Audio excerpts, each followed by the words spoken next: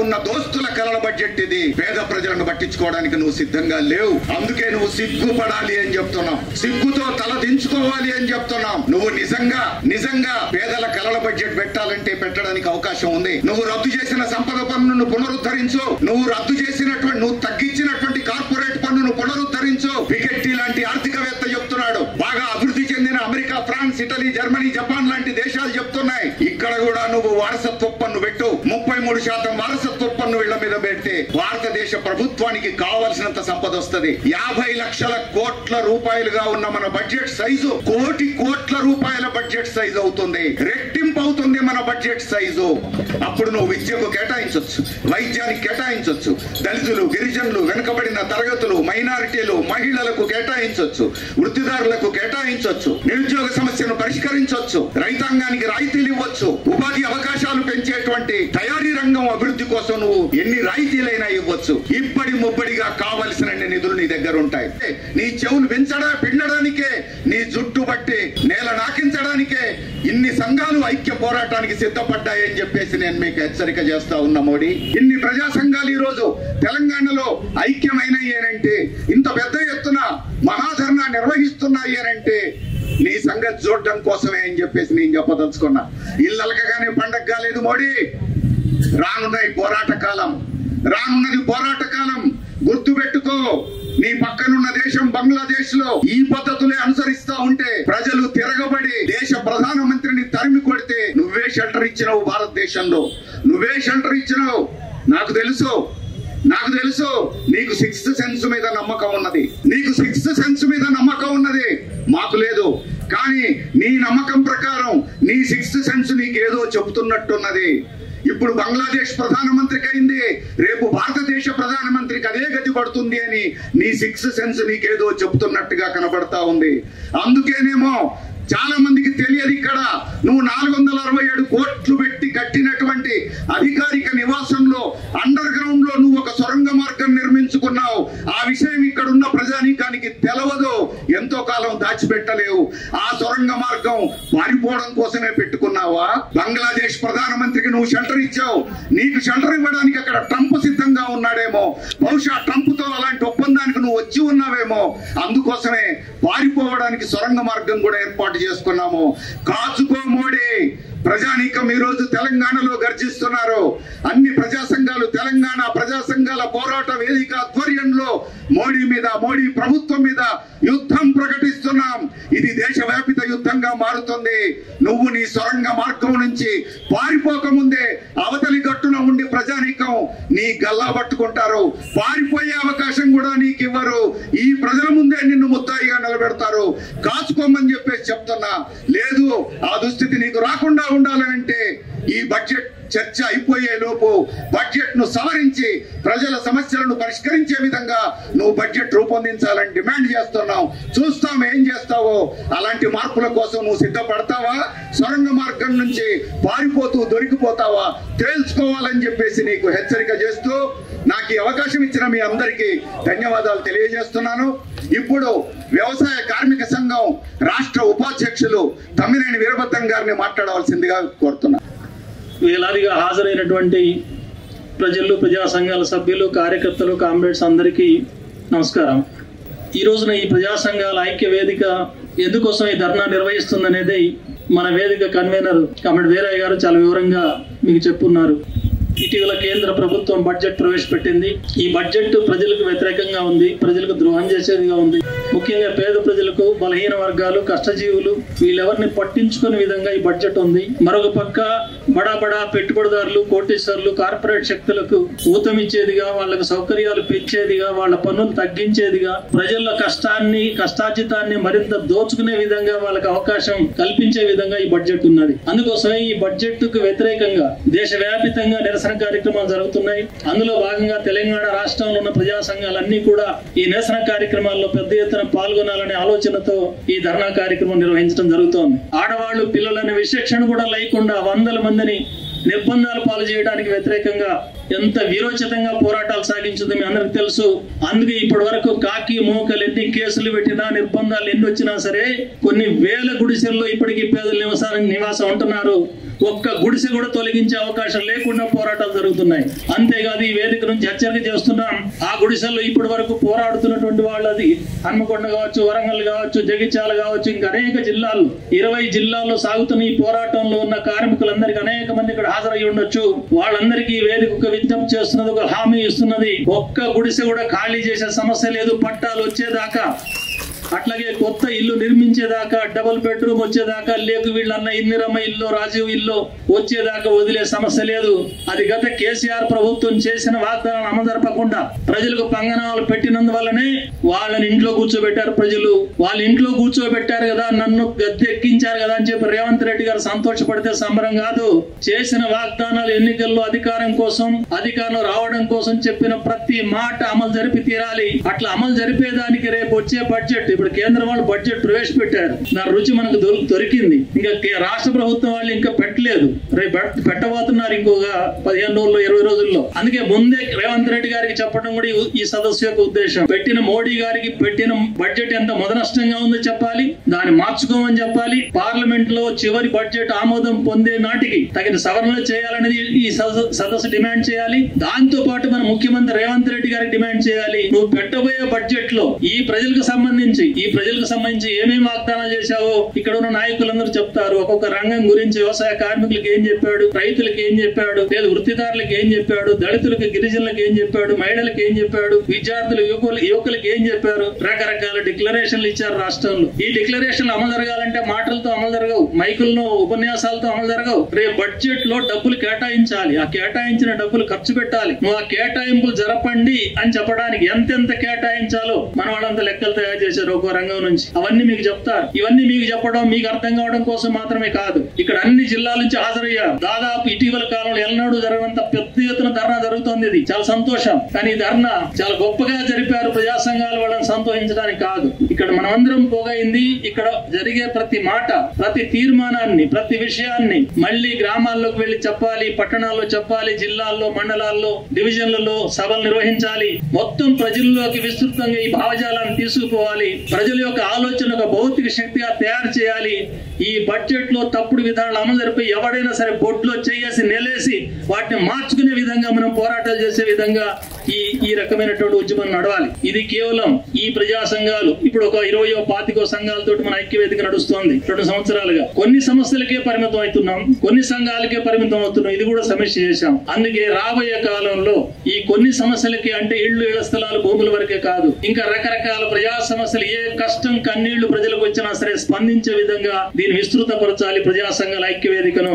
అప్పుడప్పుడు ఒక్కొక్కసారి ఏదో బడ్జెట్ లాంటిది వచ్చినప్పుడు సంవత్సరానికి ఒకసారి కదలడం కాదు, ఎప్పుడు ఎన్ని సందర్భాలు వచ్చినా సరే ప్రతి సందర్భానికి ప్రజల్లో తల్లో నాలుకలాగా మీ కష్టం కన్నీళ్లకు మేము ఉన్నాం, ఇక్కడ ఎర్ర జెండాలు ఉన్నాయి, ప్రజా సంఘాలు ఉన్నాయి అని చెప్పి ఒక ధైర్యం చెప్పే దానికోసం మనం పూనుకోవాల్సిన అవసరం ఉంది. ప్రజా సంఘాలు అంటే వ్యవసాయ కార్మిక సంఘం, రైతు సంఘం, సిఐటియు లేదా ఈ సంఘాలు మాత్రమే కాదు. ఇప్పుడు చూడండి, కళాకారులు వీళ్ళందరూ వచ్చారు. వీళ్ళందరూ ఎంతో కాలంగా తమ కళను బ్రతికిస్తున్నారు, తమ బతుకుతున్నారు. కానీ వాళ్ళకి దిక్కులేని పరిస్థితి వచ్చింది తెలంగాణలో. తెలంగాణ అంటేనే జానపద కళలకు కాణాచి లాంటిది. అట్లాంటి తెలంగాణలోని దిక్కులేని స్థితిలో ఈ కళలు ఉన్నాయి. ఇట్లాంటి ప్రతి ఒక్క సమస్యను కూడా, ట్రాన్స్జెండర్ల సమస్యతో సహా ప్రతి ఒక్క ప్రజా సమస్యని, ప్రతి వర్గ సమస్యని తీసుకుని పోరాడే ఒక విప్లవ పోరాట వేదికగా ఈ ప్రజా సంఘాల వేదిక భవిష్యత్తులో ఉంటుంది. దానికి మీరందరూ సహకరించాలని చెప్పి నేను కోరుతున్నాను. ఇది కొన్ని సమస్యలకు పరిమితం అయింది, ఇంకా విస్తృతం చేయాలని చెప్పాను. రెండో మాట కూడా చెప్పాను నేను, అదేంటంటే కొన్ని ప్రజా సంఘాలకి ఇది పరిమితం అయింది, ఇంకా అన్ని సంఘాలకు కూడా పరిమితం, ఇంకా దాన్ని విస్తృతపరచాలి. అంటే దీని అర్థం ఏంటి? దీని అర్థం ఏంటంటే కొన్ని భావజాలలో ఉన్నటువంటి కొన్ని ప్రజా సంఘాలు మాత్రం ఇప్పుడు ఐక్యంగా ఉన్నాయి, ఇక్కడ వేదిక మీద ఈ నాయకులంతా ఉన్నారు. కానీ ఇంకా మిగతా చాలా మంది రాష్ట్రంలో ప్రజా సంఘాలు నడుపుతున్న వాళ్ళు ఉన్నారు. వాళ్ళకి రాజకీయ అభిప్రాయాలు ఒకే విధంగా ఉండకపోవచ్చు, ఒకే రాజకీయ పార్టీకి సంబంధించిన వాళ్ళు కాకపోవచ్చు. మేము అనుకునేది ఏంటంటే భవిష్యత్తులో మా కార్యాచరణ ఎలా ఉండబోతుంది అంటే, రాజకీయంగా అభిప్రాయాలు తేడాలు ఉన్నా సరే, వేరే రాజకీయ పార్టీలకు సంబంధించిన వాళ్ళైనా సరే, ఎర్ర జెండాలే కాదు, పచ్చ జెండాలే కాదు, ఇంకే జెండాలైనా సరే జెండాలు ఎజెండాలు పక్కన పెట్టి సమస్య కోసం ప్రభుత్వాలు చేసే తప్పుడు పనులకు వ్యతిరేకంగా ఐక్యంగా గొంతు వినిపించే విధంగా పోరాటం చేసే విధంగా మన ప్రజా సంఘాల విస్తృతి జరగాలి. అలా జరగాలంటే ముందుగా వామపక్షాల నాయకులు నాయకత్వం వహిస్తున్న ప్రజా సంఘాలను సంప్రదించాం. ఇప్పటి వరకు చాలా రకాల చర్చలు జరిగినాయి. దాదాపు అందరూ అంగీకరిస్తున్నారు కలిసి చేద్దాం ఇంకా అందరం కలిసి అని. వామపక్షాల ఐక్యత అనేది చాలా చర్చ జరుగుతోంది రాష్ట్రంలో, దేశంలో. ఆ ఐక్యత కంటే ముందు వామపక్ష నాయకుల ఆధ్వర్యంలో ఉన్న ప్రజా సంఘాలను ఐక్యంగా ఉండాలనేది ప్రతిపాదన పెట్టాము. సానుకూలమైన చర్చలు జరుగుతున్నాయి. కొన్ని చిన్న చిన్న టెక్నికల్ అభ్యంతరాలతోటి కొంత ఆలస్యం జరుగుతోంది. భవిష్యత్తులో బహుశా 2-3 నెలల్లోనే అట్లాంటి విస్తృతమైనటువంటి ఐక్య వేదిక ఏర్పాటయ్యే అవకాశం ఉంది అని చెప్పి మీ అందరికీ నేను తెలియజేస్తున్నాను. దాంతో పాటు వామపక్ష నాయకుల ప్రజా సంఘాలే కాదు, వామపక్షాలకు దూరంగా ఉన్న వామపక్షాలకు వ్యతిరేకంగా ఉన్న ప్రజా సంఘాలు కూడా ఉండొచ్చు. అయినా సరే ఇష్యూ బేస్డ్ గా వాళ్ళతో కూడా కలిసి పనిచేసే దానికోసం మనం పనిచేయాల్సిన అవసరం ఉంది. ఈ ఆలోచన అభిప్రాయాలు కూడా మీరు కింద జిల్లాల్లో ప్రజల్లోకి తీసుకోవాల్సిన అవసరం ఉంది. అందుకు అవసరమైనటువంటి పునాదిని, అందుకు అవసరమైన ఆలోచన ధారణని మీరందరూ ఏర్పాటు చేయాల్సిన అవసరం ఉందని మీ అందరికి విజ్ఞప్తి చేస్తున్నాను. చాలా మంది నాయకులు మాట్లాడాలి, ఎక్కువ సమయం నేను మాట్లాడే అవకాశం లేదు. కానీ ఈ బడ్జెట్ గురించి ఏదైతే ఇప్పుడు ఈ ధర్నా కీలకమైన అంశం కేంద్ర బడ్జెట్ అని పెట్టుకుంటున్నామో దానికి సంబంధించి ఒక 2 మాటలు చెప్పి నేను ముగిస్తాను. బడ్జెట్ ఏంటి, దాంట్లో వివరాలు ఏంటి, వీరయ్య గారు చాలా విషయాలు చెప్పాడు. ఇంకా చాలా విషయాలు వాళ్ళ వాళ్ళ రంగాలకు సంబంధించి బడ్జెట్ లో ఏముంది ఏమి లేదు అనేది మిగతా నాయకులు కూడా మాట్లాడతారు. కానీ ఈ బడ్జెట్ ఇలా ఉంది, ఇలా ఉండకూడదని విమర్శించడం వరకే సరిపోదు, మనం ఎలా ఉండాలో కూడా చెప్పాలి. అందుకే ఒక 8 అంశాల్లో మార్పులు జరగాలని చెప్పి మన సంఘం తీర్మానం చేసి, అంటే మన వేదిక తీర్మానం చేసి ఆ కేంద్ర ప్రభుత్వానికి పంపించాలి. మన డిమాండ్లు ఏంటో చెప్పాలి, మోడీ గారికి పంపించాలి. ఏమిటి ఆ డిమాండ్లు అని చూస్తే, మొదటి విషయం ఇంతకు ముందు మాట్లాడినట్టుగా బడ్జెట్ అంటే ఏంటి? బడ్జెట్ అంటే ప్రభుత్వం చేసే ఖర్చు, ప్రభుత్వానికి వచ్చే ఆదాయం లెక్క చెప్పడం. ఈ లెక్క చెప్పేప్పుడు ప్రభుత్వానికి ఎంత ఆదాయం ఉంటే అంత ఎక్కువగా ప్రజల కోసం ఖర్చు పెట్టే అవకాశం ఉంటుంది. అది సరైంది. అయితే ఆదాయం ఎవరి దగ్గర నుంచి తీసుకోవాలి, ఖర్చు ఎవరికి పెట్టాలి? ఇక్కడే ఉంది తిరకాసంతా. మిగతా గవర్నమెంట్లు, మనం కోరుకునే గవర్నమెంట్లకు ఉండే తేడా కూడా అది. అన్ని గవర్నమెంట్ చేసే పని కొంతమంది దగ్గర వసూలు చేస్తాయి, కొంతమంది ఖర్చు పెడతాయి. అందరూ చేసే పని అదే. కానీ ప్రజల గవర్నమెంట్ అంటే ఏంటి? ప్రజలు మేలుగోరే గవర్నమెంట్ అంటే ఏంటి? ప్రజలు మేలుగోరే గవర్నమెంట్ అంటే బాగా డబ్బున్న వాళ్ళ దగ్గర ఎక్కువ వసూలు చేయాలి, పేదవాళ్ళకి అది ఎక్కువగా పంచాలి. ఇప్పుడు కరెంట్ సబ్సిడీ అంటున్నాం. కరెంట్ క్రాస్ సబ్సిడీ అంటే ఏంటి? కరెంట్ ఉత్పత్తి కావడానికి 5 రూపాయలు ఖర్చు అవుతుంది అనుకోండి. కరెంట్ ఉత్పత్తి కావడానికి 5 రూపాయలు ఖర్చు అయితే పెద్ద పెద్ద ఇండస్ట్రీస్ కి ఇచ్చే కరెంట్ ని 10 రూపాయల యూనిట్ వసూలు చేస్తారు. వాళ్ళకి 5 రూపాయలకే ఖర్చు అయినా సరే 10 రూపాయలు వసూలు చేస్తారు. ఆ ఎక్కువ వచ్చిన డబ్బుని దళితులకు, గిరిజనులకు 200 రూపాయల కరెంట్ మాఫీ అంటున్నాం. మాఫీ అంటే కరెంట్ ఉట్టిన ఉత్పత్తి కాదు కదా, అది కూడా ఖర్చు అవుతుంది. పేదలకు ఇచ్చే ఉచిత కరెంట్ కూడా ఖర్చు అవుతుంది. వ్యవసాయానికి ఇచ్చే ఉచిత కరెంట్ కూడా ఉత్పత్తి కావడానికి ఖర్చు అవుతుంది. ఆ ఖర్చు ఎక్కడి నుంచి రావాలి? గవర్నమెంటే పెడితే దివాళా తీస్తుంది, గవర్నమెంట్ పనిచేయదు. కాబట్టి గవర్నమెంట్ పెట్టడం కాదు, గవర్నమెంటే పెట్టాలి. కానీ గవర్నమెంట్ ఎక్కడి నుంచి వస్తుంది అంటే ఉన్నోళ్ళ దగ్గర వసూలు చేయాలి, లేనోడికి పెట్టాలి. అది సరైనటువంటి ప్రజా ప్రభుత్వం అవుతుంది. ఇప్పుడు మనం చూడాల్సింది ఇదే. మోడీ గవర్నమెంట్ రేపు పెట్టబోయే బడ్జెట్ లో రేవంత్ రెడ్డి గవర్నమెంట్ ఉన్నోళ్ళ దగ్గర ఎంత వసూలు చేస్తున్నాయి, పేదోళ్ళకి ఎంత పెడుతున్నాయి, పేదోళ్ళ నెత్తి కొట్టి ఉన్నోళ్ళకి ఏమైనా దోషి పెడుతున్నాయా, ఇది మనం చూడాలి. నువ్వు ఎక్కువ సబ్సిడీలు ఉన్న వాళ్ళకి, కోటీశ్వర్లకు, పెట్టుబడిదారులకు ఇచ్చి ఎక్కువ ఉత్పత్తి చేస్తే సరిపోదు. ఇప్పుడు చెప్పుల ఫ్యాక్టరీ ఉంది, 1,00,000 జతలు చెప్పులు తయారు చేస్తుంది. ఇంకా ఎక్కువ తయారు చేయాలని చెప్పి చెప్పుల ఫ్యాక్టరీ వాళ్ళకి నువ్వు సబ్సిడీలు ఇచ్చి, రాయితీలు ఇచ్చి, పన్నులు కోతలు ఇచ్చి వాళ్ళకు ఉత్సాహపరిచావు అనుకో, ఇంకో 1,00,000 జతలు ఎక్కువ ఉత్పత్తి చేస్తారు. ఉపయోగం లేదు. అసలు భారతదేశాన్ని బట్టిన కర్మ ఏంటంటే తయారయ్యే చెప్పులు చదివే కొనే దిక్కు లేదు. కొత్త తయారు చేస్తే ఏం చేస్తాడు? అందుకే తయారైన సరుకులు అమ్ముడుపోవట్లేదు దేశంలో. అది చెప్పులు కావచ్చు, బట్టలు కావచ్చు, కుర్చీలు కావచ్చు, ఫోన్లు కావచ్చు, లేదా ఇంకే సమస్త వస్తువులు, ప్రతి వస్తువు కూడా తయారైంది అమ్ముడుపోవట్లేదు. ఇంకా తయారు చేయని తయారు చేసే వాళ్ళకు సబ్సిడీ ఇస్తే వాళ్ళకు ఎంకరేజ్ చేసి రాయితీలు ఇస్తే ఉపయోగం లేదు. ఇది తప్పుడు పాలసీ అని మనం చెప్తున్నాం. మరి ఆర్థిక వ్యవస్థ బాగుపడాలంటే ఏం చేయాలి? తయారయ్యే సరుకు అమ్ముడుపోయేటట్టు చేయాలి. అమ్ముడుపోయేటట్టు చేయాలంటే ప్రజలకు అవసరం ఉండాలి, కొనే అవసరం ఉందా లేదా? ప్రజలకు తప్పనిసరిగా కొనే అవసరం ఉంది, కానీ కొనేదానికి జేబులో డబ్బులు లేవు. అందుకే మనం చెప్పే ప్రజా సంఘాలు చెప్పే ముఖ్యమైన సూత్రం మీరు ప్రతి వాళ్ళు గుర్తుపెట్టుకోవాల్సింది, ప్రజల్లో ప్రతి మనిషికి చేరాల్సిన మాట ఏంటంటే పేదవాళ్ళ కొనుగోలు శక్తి పెంచే చర్యలు బడ్జెట్ లో ఉండాలి. పేదవాళ్ళ కొనుగోలు శక్తి పెంచడం అంటే వాళ్ళ జేబుల్లోకి డబ్బు రావాలి. జేబులోకి డబ్బు రావాలంటే ఏం చేయాలి? ఇప్పటికే డబ్బు వస్తున్న వాళ్ళకి జీతం పెంచాలి. ఇప్పటికే జీతం వస్తుంది, ఆ జీతాలు పెంచే పని చేయాలి. జీతాలు లేవు, ఉద్యోగాలు ఇచ్చే పని చేయాలి. ఉద్యోగాలు ఇచ్చే పని, జీతాలు పెంచే పని కాకుండా కూడా జనం ఉన్నారు, వాళ్ళకి సబ్సిడీలు ఇచ్చే పని చేయాలి, రాయితీలు ఇచ్చే పని చేయాలి. లేదు ఎస్సీ కార్పొరేషన్లు, బీసీ కార్పొరేషన్లు పెట్టారు అందంగా. రేవంత్ రెడ్డి సర్కార్ కూడా చాలా కార్పొరేషన్ దాదాపు 50 దాకా చేసింది. ఇప్పుడు దానికి డబ్బులు లేవు. లేదు డబ్బులు కేటాయించిన కేసీఆర్ ప్రభుత్వం కూడా దాన్ని ఖర్చు పెట్టలేదు. 57 కోట్లు కేటాయించి కూడా ఖర్చు పెట్టలేదు. దీనివల్ల ఉపయోగం లేదు. బడ్జెట్ లో కేటాయించిందంతా ప్రజల కోసం ఖర్చు పెడితే ప్రజలు ఏం చేస్తారో దాన్ని, ఒక 50 రూపాయలు జేబులోకి వచ్చినవాడు ఆ 50 రూపాయలు ఏం చేస్తాడు, పోయి చెప్పులు కొనుక్కుంటాడు కదా, అప్పుడు ఆర్థిక వ్యవస్థ కిందికి నడుస్తుంది. ఇది మన ప్రజా సంఘాలు చెప్పే ప్రత్యామ్నాయం. అందుకే మోడీ ప్రభుత్వానికి మనం చెప్పేది, పేద ప్రజలకు ఎక్కువ ఖర్చు పెట్టు. బడ్జెట్ లో ఎక్కడెక్కడ తక్కువ ఖర్చు పెట్టారు మన వాళ్ళు చాలా లెక్కలు చెప్తారు. గ్రామీణ ఉపాధి పథకం ఉంది, దానికి ఎంత కేటాయించారు? 86,000 కోట్లు కేటాయించారు. 86,000 కోట్లు ఏ మూలకు వస్తుంది? పోయిన సంవత్సరం కూడా అంతే, అది దాదాపు. మరి ధరలు పెరిగినాయి. పట్టణాలకు కూడా ఉపాధి హామీ కావాలని అంటున్నాం మనం. ఇంకా గ్రామాల్లో చాలా మంది కార్డు లేని వాళ్ళు ఉన్నారు, ఉపాధి హామీ పథకంలో రోజులు తక్కువ ఉన్న వాళ్ళు ఉన్నారు. వాళ్ళందరికీ కావాలంటే కనీసం 2 లక్షల కోట్లు కేటాయించాలి. 2 లక్షల కోట్లు కేటాయించకుండా కేవలం మళ్ళీ 86,000 కోట్లు కేటాయించాలి గ్రామీణ ఉపాధి పథకానికి. ఇట్లాగే మిగతా అన్ని కూడా. అందుకే ఇవన్నీ పెంచాలనేది మనం చెప్తున్నాం. ఇవన్నీ పెంచాలంటే డబ్బులు ఎక్కడి నుంచి వస్తాయి? మరి ఇంతకు ముందు చెప్పాం కదా, ఖర్చు పెట్టాలని మనం చెప్తున్నాం చాలా మార్గాలు. కానీ ఆదాయం ఎక్కడి నుంచి రావాలి అది కూడా చెప్తున్నాం మనం. అది మిగతా వాళ్ళు చెప్పండి, మనం చెప్పేది తేడా. మనం చెప్పే ఆదాయం వచ్చే మార్గం ఏంటంటే స్పష్టంగా సూటిగా చెప్పేది. ఇందాక వీరయ్య గారు ప్రస్తావించాడు, ఈ దేశంలో 200 కంపెనీలు, శతకోటీశ్వర్ల కంపెనీలు ఉన్నాయి. శతకోటీశ్వర్లు ఉన్నారు. వాళ్ళ ఆస్తులోని లక్షల కోట్లకు ఉంది. మనం ఒక్కటే చిన్న మాట చెప్తున్నాం, ఇక్కడ ఆదాయం పన్ను ఉంది దేశంలో, మన దేశంలో, కానీ సంపద పన్ను లేదు. చాలా దేశాల్లో సంపద పన్ను ఉంది. సంపద ఉంటే వాడు పర్సంటేజ్ కట్టాలి. ఆ రకంగా చూసి 4% సంపద పన్ను వేయమని మనం డిమాండ్ చేస్తున్నాం. అంటే వాడు 100 రూపాయలు ఉంటే, 100 రూపాయల సంపద ఉంటే 4 రూపాయలు ట్యాక్స్. ఎవరికి?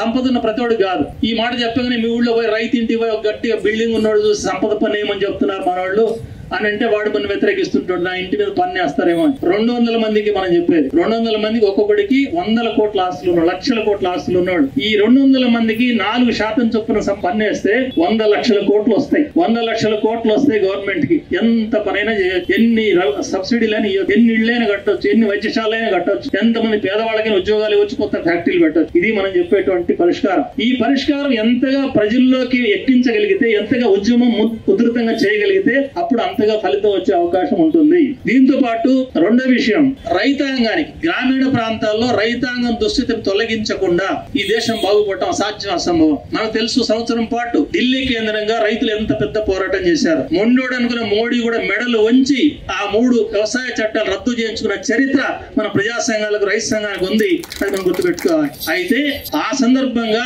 మోడీ ఇచ్చిన హామీ ఇంతవరకు నెరవేరలేదు. అంటే గిట్టుబాటు ధర ఏదైతే స్వామినాథన్ కమిషన్ చెప్పిందో, పండిన పంట మీద ఎంత ధర వేయాలి, ఖర్చులు ఎంత లెక్క కట్టాలని, 50% ఎక్స్ట్రా వేయాలని ఈ సూత్రం పాటించట్లేదు ప్రభుత్వం. ఆ ధర నిర్ణయించడం లేదు రైతులు పండించిన పంటకు. ఇది చెయ్యాలి, దాన్ని లీగలైజ్ చేయాలి, చట్టంలో ఉండాలి. ఏదో ఒక జీవో ఇవ్వడం, లేదో గవర్నమెంట్ ఒక ప్రకటన చేయడం కాదు, చట్టమే చేయాలి. చట్టం చేస్తే అప్పుడు మార్కెట్ లో రైతు గట్టిగా నిలదీసి అడగడానికి అవకాశం ఉంటుంది, అమలు చేయడానికి అవకాశం ఉంటుంది. కాబట్టి ఇది రెండో డిమాండ్ గా మనం చెప్తున్నాం. మొత్తం భారతదేశానికి వర్తించే విధంగా వ్యవసాయ పంటలకు మినిమం వేజ్, కనీస పంట ధర ఇచ్చే విధంగా చట్టపరం చేయాలి అనేది రెండో డిమాండ్ గా మనం పెడుతున్నాం. అట్లాగే పబ్లిక్ సెక్టర్ యూనిట్స్ ని ప్రైవేటైజ్ చేయడం అనేది చాలా పెద్ద ఎత్తున చేస్తున్నారు. దీని వల్ల కార్మికుల హక్కులకు భంగం కలుగుతుంది. కార్మిక చట్టాలు తీసుకొచ్చి వాటిని ఇంకా బలహీనం చేసే ప్రయత్నం చేస్తున్నారు. కాబట్టి ఈ ప్రైవేటీకరణ అనే దాన్ని మనం పూర్తిగా వ్యతిరేకిస్తున్నాం. అట్లాంటి ప్రతిపాదనలన్నింటినీ కూడా మనం విరమించుకోవాలని కోరుతున్నాం. ఇప్పుడు ఎల్ఐసిని ప్రైవేటీకరణ చేసే దానికోసం ఈ బడ్జెట్ లో ప్రతిపాదన ఉంది. ఇట్లాంటి అన్ని కూడా వెనక్కి తీసుకోవాలి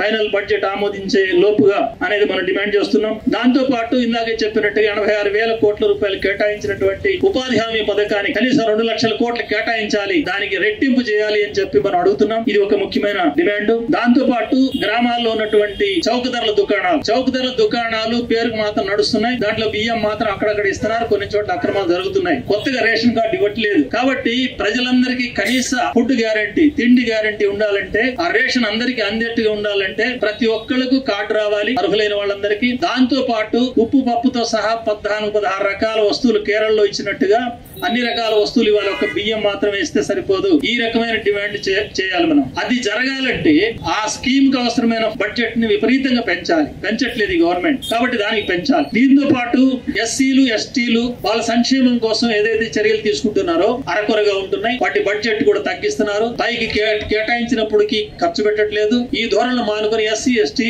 అట్లాగే బీసీ కార్పొరేషన్లు వీటన్నిటి కూడా తగిన విధంగా బడ్జెట్ లో కేటాయింపు జరగాలనేది మనం చెప్తున్నటువంటి మరొక ఇది. అట్లాగే కార్మికుల్లో ఈ సెంటర్ స్కీమ్ కార్మికులు వాళ్ళు ఏమంటారు స్కీమ్ వర్కర్స్ లాంటి వాళ్ళు ఉన్నారు. వాళ్ళ గౌరవ వేతనం అనే పేరుతోటి వాళ్ళ శ్రమం దోపిడీ చేస్తున్నారు. ఇట్లాంటి వాళ్ళందరినీ కూడా రెగ్యులరైజ్ చేయాలి. మొత్తం దేశవ్యాప్తంగా వాళ్ళకి అవసరమైన హక్కులు ప్రసాదించాలి. కనీస వేతనాలు అమలు జరపాలి. కనీస సౌకర్యాలు అన్ని అమలు జరగాలని చెప్పి కోరుతున్నాం. ఈ 8 డిమాండ్లతోటి మన సదస్సు ఒక గట్టి తీర్మానం చేసి కేంద్ర ప్రభుత్వానికి కూడా పంపించాల్సిన అవసరం ఉంది. ఇది కేంద్ర ప్రభుత్వానికి వాళ్ళ ఆలోచన కోసం. కానీ ప్రజల ఒత్తిడి జరగాలంటే జిల్లాల్లో కూడా రాబోయే కాలంలో ఈ సమస్యల పైన సదస్సులు, ర్యాలీలు, ఇంకా అనేక రకాల కార్యక్రమాలు, నిరసన కార్యక్రమాలు చేపట్టాల్సిన అవసరం ఉంది. దాంతో పాటు రాబోయే కాలంలో ఎన్నికల్లో ఆ వాగ్దానాలు అమలు జరగాలంటే ఇప్పుడు కేటాయిస్తున్న రీతిగా కేటాయిస్తే ఇంకొక 50 ఏళ్ళు కూడా పూర్తిగా అయ్యి అట్లా కాకుండా తగిన విధంగా కేటాయింపులు జరపాలి. లేదు కేటాయింపులు జరపలేరు అని చెప్తున్నాడు. కేసీఆర్ కాలంలో 7 లక్షల కోట్ల అప్పులు చేశాం. ఆ అప్పులు ఉండటం వల్ల మేము చేయలేకపోతున్నాం అంటే అప్పుల విషయం ఇదివరకు తెలుసు, కొత్తగా తెలిసిందే లేదు. ప్రతి బడ్జెట్ లో అప్పులు ఎంత ఉన్నాయో ఆదాయాలు ఎంత ఉన్నాయో అందరికి తెలిసిన విషయమే. కాబట్టి ఆ సాకుతోటి వాగ్దానాలు వెనక్కిపోవడం కాదు. లేదు వాస్తవంగానే ఏదైనా వాగ్దానం అమలు జరపలేకపోతున్నాం అంటే ఆల్ పార్టీస్ మీటింగ్ పిలవండి, అందరు స్టేక్ హోల్డర్స్ పిలవండి, చర్చలు చేయండి. ఫలానా ఐటమ్ మేము అమలు జరపలేకపోతున్నాం అని చెప్పి ప్రజాస్వామ్యంగా చర్చ చేయండి. అంతే తప్ప రాజకీయ భూకరింపుల కోసం లేదా వచ్చే స్థానిక సంస్థల ఎన్నికల ఓట్ల కోసం 4 మాటలు చెప్పడం, ప్రజలు మోసగించడం ఇది జరగకూడదు. అలా జరిగితే మీకు చెల్లుతుందేమో కానీ ఈ ప్రజా సంఘాల ముందు మాత్రం చెల్లదు. ఖచ్చితంగా ఈ ప్రజా సంఘాల ఐక్య పోరాటాలు భవిష్యత్తులో ముందుకు పోతాయి. మీ ప్రభుత్వాలను నిలబెడతాయి. మీరు గాని అది పాటించకపోతే గత పాలకులకు ఏ గతి పట్టిందో మీకు కూడా గతి పట్టక తప్పదు అని చెప్పి ప్రజా సంఘాల వేదిక హెచ్చరిస్తున్నది. ఇది మీ అందరూ దృష్టిలో పెట్టుకోవాలని కోరుతూ సెలవు. నమస్కారం. ఈ ధర్నా తరఫున, వేదిక తరఫున వారికి ప్రత్యేకమైన ధన్యవాదాలు తెలియజేస్తా ఉన్నాం. అయితే ఇప్పుడు ప్రజా సంఘాల నాయకులు ఒకసారి అభివాదం చేయాలని మీడియా మిత్రులు అడుగుతా ఉన్నారు. వారు అభివాదం చేయాలని చెప్పేసి కోరుతాం. అభివాదం ఒక 2 నిమిషాల తర్వాత.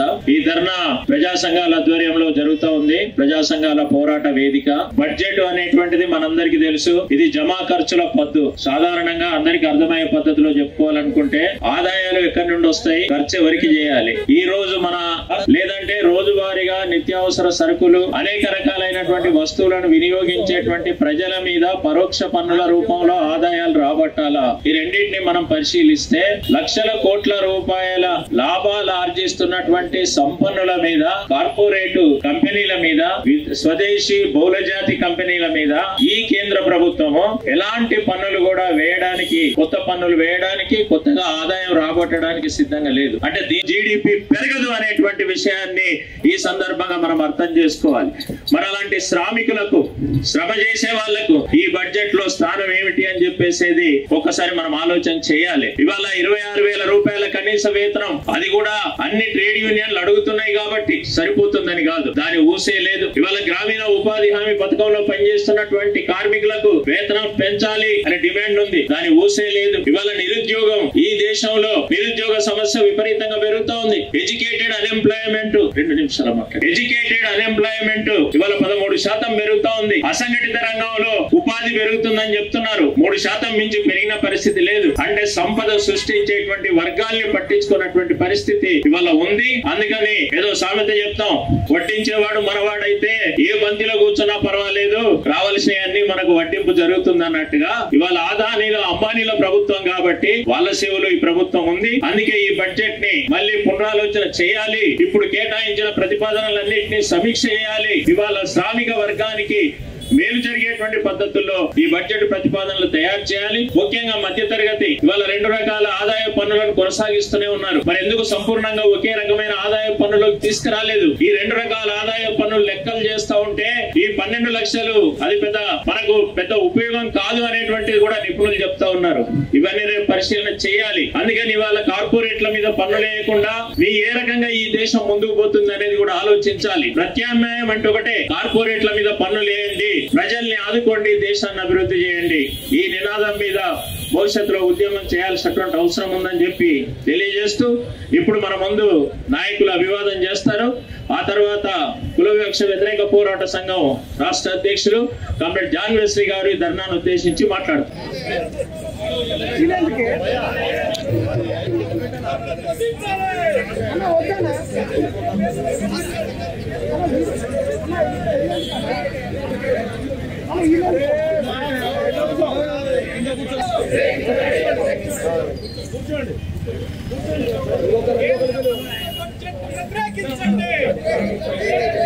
తెలంగాణకు ద్రోహం చేసిన కేంద్ర ప్రభుత్వ బడ్జెట్ వ్యతిరేకించండి.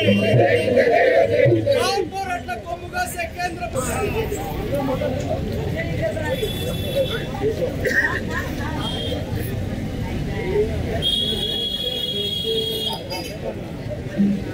అలాగే ప్రజా సంఘాల నాయకులంతా కూడా వేదిక మీద ఉన్నారు. చంద్రేని వీరభద్రం గారు, వీరయ్య గారు, అలాగే మిగతా ప్రజా సంఘాల నాయకులు, ఈ ధర్నాకు హాజరైనటువంటి మీ అందరికి కూడా సామాజిక విప్లవాభినందనలు తెలియజేస్తున్నాను.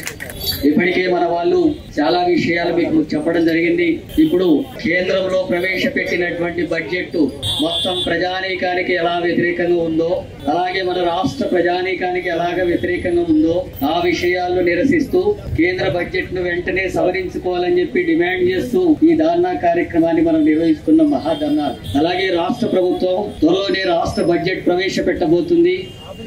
ఆ బడ్జెట్ కూడా పేద ప్రజలకు, శ్రామిక వర్గాలకు సామాజిక న్యాయం కోరేటటువంటి శక్తుల పక్షాన వారికి తగినటువంటి ప్రతిపాదనలతో ఈ బడ్జెట్ ఉండాలని చెప్పి ఈ రాష్ట్ర ప్రభుత్వాన్ని కూడా డిమాండ్ చేసి చేయడం కోసం కూడా ఈ ధర్నా కార్యక్రమం జరుగుతుంది. కేంద్రంలో పెట్టినటువంటి బడ్జెట్ 50,65,000 కోట్ల రూపాయలతో బడ్జెట్ ప్రవేశపెడితే ఏ వర్గ ప్రజల కోసం, ఏ సామాజిక తరగతుల కోసం ఎంతెంత కేటాయించారు దాన్ని బట్టి ఆ బడ్జెట్ మనదా లేకపోతే మనకు వ్యతిరేకమైనటువంటిదా అని మనం నిర్ధారించుకోవాల్సి ఉంటుంది.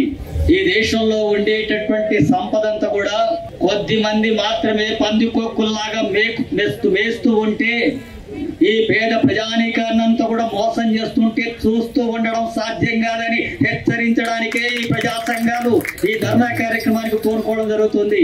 50 లక్షల కోట్ల రూపాయల బడ్జెట్ లో కోట్లాది మంది ఉపాధి కూలీలు, వ్యవసాయ కార్మికులు గ్రామాల్లో ఉండి మేము పని చేస్తాం, మాకు పని కల్పించండి, మాకు పొట్ట గడుస్తుంది, మా కుటుంబం గడుస్తుంది, మేము బతకాలి కదా, బతకాలంటే ఒక 2 నుంచి 3 లక్షల కోట్ల రూపాయలు కేటాయించమని చెప్పి 50 లక్షల కోట్లలో అడిగితే ఎందుకు కేటాయించలేదు? ఎవడబ్బా జాగీర్ అనుకొని చెప్పి మోడీ ఈ డబ్బులంతా కూడా ధనిక వర్గాలకంతా కూడా దారదత్తం చేస్తాడు. 50 లక్షల కోట్లలో 3 లక్షల కోట్లు కేటాయించలేరా? 30 కోట్ల కంటే పైగా ఉన్నారు కదా ఈ వ్యవసాయ కార్మికులు, గ్రామాల్లో పనిచేసేటటువంటి వాళ్ళు. వాళ్ళ శ్రమతోనే కదా, వాళ్ళు పని చేస్తేనే కదా, వాళ్ళందరూ కూడా ఈ ఊడిగం చేస్తుంటేనే కదా మీకంతా కూడా గద్దెలు వచ్చినాయి, అధికారం వచ్చినాయి, ఆస్తులు వచ్చినాయి. ఆ సంపద అంతా కూడా మెక్కుకుంటా ఈ పేద ప్రజానికానికి బతకడానికి, వాళ్ళ పని చేయడానికి ఇవ్వాలంటే ఇవ్వకుండా కూర్చుంటారా? పార్లమెంటే గడగడలాడుతుంది. ఈ పేద ప్రజలంతా కూడా తిరగబడితే ఆ విషయం జాగ్రత్త అని చెప్పి హెచ్చరిస్తా ఉన్నారు. ప్రజా సంఘాల పోరాట కమిటీ నాయకత్వం ఈ ధర్నాలో పాల్గొంటున్నటువంటి ప్రియమైన సోదరులకి నమస్కారాలు. కేంద్రంలో ఉన్నటువంటి బీజేపీ ప్రభుత్వం ఆర్థిక మంత్రి నిర్మలా సీతారామన్ చేత ప్రతిపాదించినటువంటి బడ్జెట్ పచ్చి కార్మిక వ్యతిరేకమైనటువంటి బడ్జెట్, కార్మిక, రైతు, ప్రజా వ్యతిరేకమైనటువంటి బడ్జెట్ ని సవరించాలని, ప్రజా అనుకూలమైనటువంటి బడ్జెట్ గా మార్చాలని ఈరోజు డిమాండ్ చేస్తూ ఈ ధర్నాని నిర్వహిస్తా ఉన్నాం. రాష్ట్రానికి జరుగుతున్నటువంటి అన్యాయం గురించి చాలా వివరంగా చెప్పడం అనేది జరిగింది. మేము వస్తుంటే కొంతమంది అడుగుతున్నారు, తెలంగాణ రాష్ట్రానికి తీరని అన్యాయము కేంద్ర ప్రభుత్వం ఈ బడ్జెట్ లో చేసింది, వరుసగా చేస్తుంది. అదేవిధంగా రైతాంగానికి, పేద ప్రజలకు, కార్మికులకు తీరని అన్యాయం చేస్తుంది. ఈ విషయం పైన మేము మహాధర్నా ప్రజా సంఘాల ఆధ్వర్యంలో ఇందిరా పార్క్ దగ్గర చేయటం కొరకు వెళ్తున్నామని చెప్పడం అనేది జరిగింది. ఇంత అన్యాయం జరుగుతున్నా, కేంద్రం ఇంత నష్టం చేస్తున్నా, ఇక్కడ ఉన్నటువంటి అధికార పార్టీకి సంబంధించినటువంటి వాళ్ళు వాస్తవంగా పెద్ద ఎత్తున పోరాట కార్యక్రమాలు నిర్వహించాలి. మినిస్టర్లు కానీ, ఎమ్మెల్యేలు కానీ బయటికి రావాలి. ఎవరు మాట్లాడే పరిస్థితి, వచ్చే పరిస్థితి లేదు. బీజేపీ వాళ్ళు 2 మంత్రులు ఉండి ఎవరు మాట్లాడేటువంటి పరిస్థితి లేదు, దత్తమ్మ లాగున్నారు. ఇటువంటి పరిస్థితుల్లో అందరం కూడా ప్రేక్షకుల్లా కోరుకుంటే ఈ ప్రభుత్వాలు మరింత అన్యాయం చేస్తాయి. కాబట్టి మాకు కొన్ని ఇబ్బందులున్నా ఎంతో ఇబ్బంది పడుతూ ప్రజా సంఘాలు పెద్ద ఎత్తున రాష్ట్ర వ్యాప్తంగా ఈ రోజు కదిలి మరి మహాధర్నా చేసి ఢిల్లీ సర్కారుకు హెచ్చరిక చేయాలని చెప్పి వెళ్తున్నామని చెప్పడం అనేది జరిగింది. తెలంగాణ నుంచే ఇలా పోరాటాల యుద్ధం, ప్రజా సంఘాల పోరాటాల యుద్ధం అనేటువంటిది తెలంగాణ నుంచే మనం ఈ రోజు నుంచి ప్రారంభించాలి. తెలంగాణ నుంచి ప్రారంభించినటువంటి పోరాటం దేశవ్యాప్తంగా కూడా మరి జరిగేటువంటి పద్ధతుల్లో మనం ఈ మహాధర్నా నుంచి మరి ఆ రకంగా ఏంటంటే పిలుపునియటం అనేది జరుగుతూ ఉన్నది. ఇవాళ కేంద్రంలో ఉన్నటువంటి సర్కార్ రాజుల పరిపాలన ఇది. మోడీ ఛాయ వాళ్ళే ఉన్న రాజా, ప్రజలు ఎన్నుకున్నటువంటి ప్రభుత్వం. ప్రజల మీద నువ్వు పన్నుల ద్వారా డబ్బులు వసూలు చేస్తున్నావు. ఈ తలకాయలన్నీ కుదరబెట్టి అప్పుల మీద అప్పులు తీసుకొస్తున్నావు. ప్రభుత్వ రంగ ఆస్తులు మొత్తం కూడా హోల్సేల్ గా అమ్మేస్తా ఉన్నావు, కాంట్రాక్ట్ ఇస్తా ఉన్నావు. లక్షల కోట్ల రూపాయలు పన్నుల ద్వారా వసూలు చేసి ఆస్తులు అమ్మేసి అప్పులు తీసుకొచ్చి ఎవరికి ఇస్తున్నాడు ఈ మోడీ అంటే బడా కార్పొరేట్ శక్తులకు వాళ్ళకి ఇయ్యటం అనేది జరుగుతున్నది తప్ప ప్రజలకు కాదు. ఈ సంపదకు మూలమైనటువంటి 100-90% ఉన్నటువంటి ప్రజలకు నువ్వు బడ్జెట్ ఎంత కేటాయిస్తా ఉన్నావు? డబ్బు వసూలు చేసేది ప్రజల మీద, కష్టపడి పనిచేసేది ప్రజలు. మన వాళ్ళు ఇంతకుముందే చెప్పారు, వ్యవసాయ పంటలు పండిస్తుంది ఎవరు? కార్ఖానాలు నడుపుతుంది ఎవరు? భవనాల నిర్మాణం చేస్తుంది ఎవరు? ప్రాజెక్టుల నిర్మాణం చేస్తుంది ఎవరు? ఈ సంపదకు మూలం ఎవరు? ఇవన్నీ తయారు చేస్తుంది ఎవరు? వ్యవసాయ కూలీలు, రైతులు, కార్మికులు, చేతివృత్తిదారులు, ఈ కష్టజీవులు, శ్రామికులు. పన్నులు కడుతుంది వీళ్ళే, ఓట్లు వేస్తుంది వీళ్ళే, అన్ని రకాల శ్రమ చేస్తుంది వీళ్ళే. కానీ మోడీ గారు ఏమిస్తున్నాడు? 80 కోట్ల మందికి 5 కేజీల బియ్యం కేటాయించాడు బడ్జెట్ లో. సిగ్గుండాలే. చాలా దుర్మార్గంగా, చాలా అన్యాయంగా, ప్రజా వ్యతిరేకమైనటువంటి పరిపాలన తప్ప ఇంకోటి కాదు. వ్యవసాయ రంగానికి ఏమైనా వరాలు వస్తాయేమని చెప్పి దేశవ్యాప్తంగా ఉన్నటువంటి రైతాంగం ఎదురు చూశారు.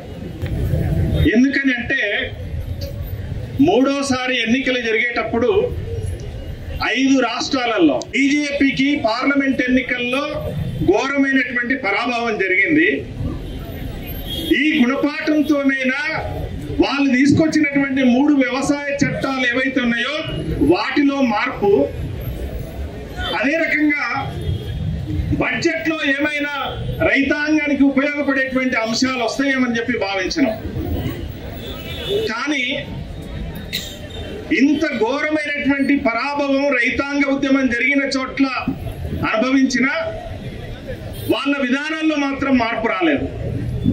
కార్పొరేట్లకు అనుకూలంగా వ్యవసాయ రంగాన్ని కంప్లీట్ గా వాళ్ళ చేతుల్లోకి వెళ్లే దానికోసం, పంపించే దానికోసమే ఈ బడ్జెట్ లో కూడా ప్రతిపాదన చేశారు. అందులో మొదటిది ఎరువులకు ఇస్తున్నటువంటి సబ్సిడీలో కోత పెట్టారు. వ్యవసాయ రంగానికి కేటాయింపులు ఈ దేశంలో ఈ రోజుకి 52 మంది, 152 మందికి ఉపాధిని చూపిస్తున్నటువంటి రంగం వ్యవసాయ రంగం. కరోనా తర్వాత రివర్స్ వలసలు జరిగినాయి. మనం చెప్పినటువంటిది కాదు, ప్రభుత్వ లెక్కలే 6 కోట్ల మందికి పైగా గ్రామీణ ప్రాంతాలకు వలస వెళ్లారు, వ్యవసాయ రంగంలో స్థిరపడ్డారు. ఇంత మందికి ఉపాధిని చూపిస్తున్నటువంటి వ్యవసాయ రంగానికి కూడా కోత పెట్టింది నరేంద్ర మోడీ ప్రభుత్వం. చివరిగా ఒక్క మాట, తెలంగాణ రాష్ట్ర ప్రభుత్వం చాలా హామీలు ఇచ్చింది. రేపు రాబోయేటువంటి బడ్జెట్ లో అవన్నీ అమలు చేయాలి. రైతాంగానికి రుణమాఫీకి సంబంధించి 31,000 కోట్ల రూపాయలని చెప్పి బడ్జెట్ లో ప్రతిపాదన పెట్టారు. కష్టజీవులకు, ప్రజలకు వ్యతిరేకంగా ఉన్నటువంటి బడ్జెట్ లో కార్పొరేట్ అనుకూల బడ్జెట్ ని వ్యతిరేకించండి. సోదరులారా, రాష్ట్ర నలుమూలల నుంచి హాజరైన వివిధ ప్రజా సంఘాల కార్యకర్తలు, నాయకులు అందరికీ హృదయపూర్వకమైనటువంటి ధన్యవాదాలు తెలియజేస్తూ, ఇప్పుడే రైతు సంఘం రాష్ట్ర ప్రధాన కార్యదర్శి సాగర్ గారు మాట్లాడారు. వారికి ప్రత్యేకమైనటువంటి ధన్యవాదాలు తెలియజేస్తూ ఇంకా అనేక సంఘాల నాయకులు మాట్లాడాల్సి ఉంది. మిత్రులారా, ఈ రోజు కేంద్ర ప్రభుత్వం పెట్టినటువంటి బడ్జెట్ ఇది దళితులకు, అణగారిన తరగతులకు అత్యంత వ్యతిరేకంగా తీవ్ర అన్యాయం చేసేటువంటి పద్ధతులలో ఈ బడ్జెట్ ఉంది. ఏ రూపంలో ఉంది ఈ బడ్జెట్ అంటే నేను ఒక మాట చెప్పి వక్తతో మాట్లాడిపిస్తాను. ఇది ప్రజా వ్యతిరేకమైనటువంటి బడ్జెట్, కార్పొరేట్లకు అనుకూలమైనటువంటి బడ్జెట్. ఈనాడు ఈ బడ్జెట్లు ప్రతిపాదనలు చేసినప్పుడు అట్టడుగున ఉన్నటువంటి పేదల నుండి, కష్టజీవుల నుండి, కార్మికుల నుండి వారిని అభివృద్ధిలోకి తీసుకురావడానికి ఈ బడ్జెట్లు అనేటటువంటి ఉపయోగపడాలి. భారతదేశానికి స్వాతంత్రం వచ్చే 75 సంవత్సరాలు పూర్తవుతుంది. భారతదేశంలో అనేక సందర్భాల్లో ఈ బడ్జెట్లు ప్రతి సంవత్సరం పెడుతూనే ఉన్నారు. 75 సంవత్సరాలు అయినప్పటికీ కార్మికులు, కష్టజీవులు, దళితులు, పేదలు, ఈ వర్గ ప్రజలందరూ కూడా అభివృద్ధికి నోచుకోవడం లేదు. కానీ ప్రతి ప్రభుత్వం చెప్తుంది మా ప్రభుత్వం అంతా కూడా సంక్షేమ ప్రభుత్వం, ప్రజల సంక్షేమం పట్లనే మా యొక్క దృష్టి ఉంటుంది, ప్రజలందరినీ కూడా బాగు చేయడానికి మా ప్రభుత్వం పనిచేస్తుంది, వాటి కోసమే నిరంతరం మేము పనిచేస్తున్నాం అనేటటువంటి వాగ్దానాలు చాలా ఆర్భాటంగా ఎన్నికల సందర్భంగా చేస్తారు. ఎన్నికలు అయిన తర్వాత అధికారంలోకి వస్తారు. అధికారంలోకి వచ్చిన తర్వాత ఈ బడ్జెట్లను పరిశీలన చేసి చూసినప్పుడు అది పేద వర్గాలకు వ్యతిరేకంగా, సంపన్నులకు అనుకూలంగా, కార్పొరేట్లకు అనుకూలంగా, కాంట్రాక్టర్లకు అనుకూలంగా ఉండేటటువంటి బడ్జెట్లని ప్రతిపాదన చేస్తూ అమలు చేస్తూ ఈనాడు దేశంలో ఉన్నటువంటి ప్రజానికాన్ని, అట్టడుగున ఉన్నటువంటి ప్రజానికాన్ని మోసం చేసేటటువంటి పద్ధతులలో వాళ్ళ పరిపాలన కొనసాగుతుంది. కాబట్టి సంక్షేమ రంగాన్ని నట్టేట ముంచేటటువంటి పద్ధతులలో ఈ బడ్జెట్ అనేటటువంటిది ఉంది. కాబట్టి ఆ సంక్షేమ పథకాల అమలు కోసం, సంక్షేమ రంగాలని కాపాడుకునేందుకోసం ఈ రోజు కార్పొరేట్ల కబంధ హస్తాల నుండి ఈ యొక్క వర్గ ప్రజల్ని చైతన్యవంతం చేసి కేంద్ర బీజేపీ ప్రభుత్వానికి వ్యతిరేకంగా ప్రజల్ని నిలబెట్టేందుకోసం ఈనాడు ఈ మహాధర్నా కార్యక్రమం జరుగుతుంది. అందుకోసం మనం అందరం కూడా సంసిద్ధులం కావాల్సినటువంటి అవసరం ఉంది. పోరాటాలను నడపాలి. వారి గురించి పట్టించుకోకుండా కార్పొరేట్ల గురించే పట్టించుకుంటుంది మోడీ ప్రభుత్వం అని చెప్పి తెలియజేసినటువంటి వెంకట్రాములు గారికి ధన్యవాదాలు తెలియజేస్తూ మన సభా కార్యక్రమం మరి కొద్దిసేపట్లో ముగుస్తుంది. అన్ని సంఘాల నాయకులు కూడా ఉన్నారు, అందరూ మాట్లాడతారు. మీరందరూ కూడా డిస్టర్బ్ చేయకుండా సహకరించాల్సిందిగా కోరుతున్నాను. అలాగే ఈ బడ్జెట్కు సంబంధించి చూసినప్పుడు వృత్తిదారులకు కూడా కేంద్ర ప్రభుత్వం మొండి చేయి చూపింది. రాష్ట్రంలో కళ్ళు గీత, మచ్చ, రజక, గొర్రెల కాపర్లు, చేనేత అనేక వృత్తులకు సంబంధించినటువంటి వాళ్ళు 25 లక్షల మంది ఉన్నారు. వారికి ఎలాంటి ప్రయోజనం చేయకుండా బడ్జెట్లో ఎలాంటి బడ్జెట్ పెట్టకుండా మొండి చేయి చూపినటువంటి పరిస్థితి ఉంది. అట్లాగే తెలంగాణ రాష్ట్రంలో కూడా ప్రతి సంవత్సరం బడ్జెట్ పెడతా ఉంటది. 5 కోట్లు 10 కోట్లు అని చెప్పి భిక్ష ఎత్తినట్టు వేస్తూ ఉంటది. ఆ వేసినటువంటిది కూడా ఖర్చు చేయనటువంటి పరిస్థితి ఉంది. అందుకని రాబోయేటువంటి బడ్జెట్ లో రాష్ట్ర ప్రభుత్వం ప్రవేశపెట్టబోయేటువంటి బడ్జెట్ లో ఈ వృత్తిదారులందరం కూడా అన్ని కలిసి మాకు బడ్జెట్ 25,000 కోట్ల రూపాయలు ఇవ్వాలి అని చెప్పి కూడా ఈ సందర్భంగా ప్రభుత్వాన్ని డిమాండ్ చేస్తా ఉన్నాం. ఇక్కడికి వచ్చిన వివిధ జిల్లాల నుండి, వివిధ గ్రామాల, మండలాల నుండి వచ్చినటువంటి ప్రజా సంఘాల నాయకత్వానికి, ప్రింట్ మీడియాకు, ఎలక్ట్రానిక్ మీడియాకు అందరికీ కూడా పేరు పేరున ఐద్వా రాష్ట్ర కమిటీ తరపు నుండి నమస్కారం. అనుకూలమైనటువంటి బడ్జెట్ తప్ప పేదల సంక్షేమానికి సంబంధించినటువంటి బడ్జెట్ కాదు అని ఈ బడ్జెట్ కి సంబంధించినటువంటి దాని మీద ఇక్కడికి వచ్చినటువంటి మీ రథ సారథులు మీరు దీని మీద గ్రామాల ప్రజల్ని చైతన్యం చేసి ఓరు బాట పట్టే విధంగా కేంద్ర ప్రభుత్వాన్ని మెడలు వంచి బడ్జెట్ ని కేటాయించే విధంగా మీరు పనిచేయాల్సినటువంటి అవసరం ఉందనే ఈ సభ, ఈ ప్రజా సంఘాల పోరాట వేదిక ఆధ్వర్యంలో జరుగుతా ఉంది. నిర్మలా సీతారామన్ గారు బడ్జెట్ ప్రవేశపెట్టేటప్పుడు ఏం చెప్పింది? నిర్మలమ్మ, సబ్కా వికాస్,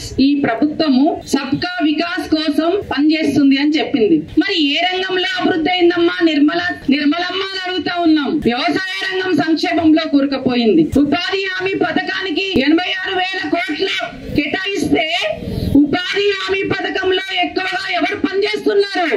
మహిళలు పనిచేస్తున్నారు. మరి నిధులు ఎక్కువ కేటాయిస్తే పని దినాలు పెరుగుతాయి, రోజు కూలి పెరుగుతుంది, ఓ పక్క ధరలు పెరిగిపోతా ఉన్నాయి. ఆ ధరలకు అనుగుణంగా ఇవాళ ఉపాధి హామీ పథకంలో రోజువారీ వేతనం తక్కువ ఇస్తున్నారు. మరి ఎట్లా సబ్కా వికాస్ అవుతుందని నేను అడుగుతా ఉన్నాను.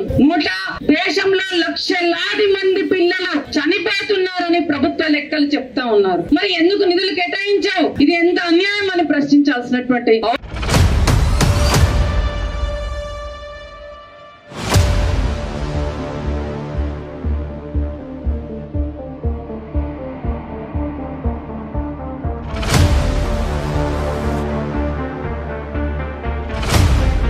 Hello, hi, andarki namaskaram. Nenu me Lakshmi Manchu. So you're watching me on City Light E-News. Don't forget to share, like and subscribe. Hi అండి, నేను మేళ నరేష్ మాట్లాడుతున్నాను. Please subscribe to City Lights E news. Hello everybody, Andarki Namaskaram. This is Anasuya Bharadwaj. Please subscribe to City Light E-News. Thank you. Please subscribe to City Light E-News. Hi, this is Katisha. Please subscribe to Ashwin Babu మాట్లాడుతున్నాను. Please subscribe to City Light News. Hi, I'm Digangana Suryavanshi. Please subscribe to City Lights. Hi, nenu Shamila. Please subscribe City Light E-News. Hi, nenu me Ashwini. So please do subscribe City Light E-News. Hi, this is Priyanka Upendra. Please do subscribe to City Light News. City Light ఈ ఛానల్కి ప్రేక్షకులందరినీ subscribe చేయాలని మనస్ఫూర్తిగా కోరుకుంటున్నాను. Don't forget to subscribe to City Lights channel. God bless you. Hi, నేను మీ Manas Nagulapalli. Please like, share and subscribe to City Light News. Hi, my name is Natasha. Please like and subscribe City Light E-News. Thank you. Hello everyone, నేను మీ Siddhu. Please do subscribe City Light E News. City Light ని subscribe చేయండి, share చేయండి, like చేయండి, comment పెట్టండి. Thank you so much. మీ Mahathi. Hi everyone, నేను మీ Ravivarma Adduri. Please subscribe City Light E News. Eknath. Please subscribe to City Light E News. Hi, this is Ashwitha. Please subscribe to City Light E News. Hello, నేను Meerashi Singh. Please subscribe to City Lights News. Thank you. నేను Aditya Menon. City Lights E News ఛానల్కి subscribe చేయండి. City Light ఛానల్ని subscribe చేయండి.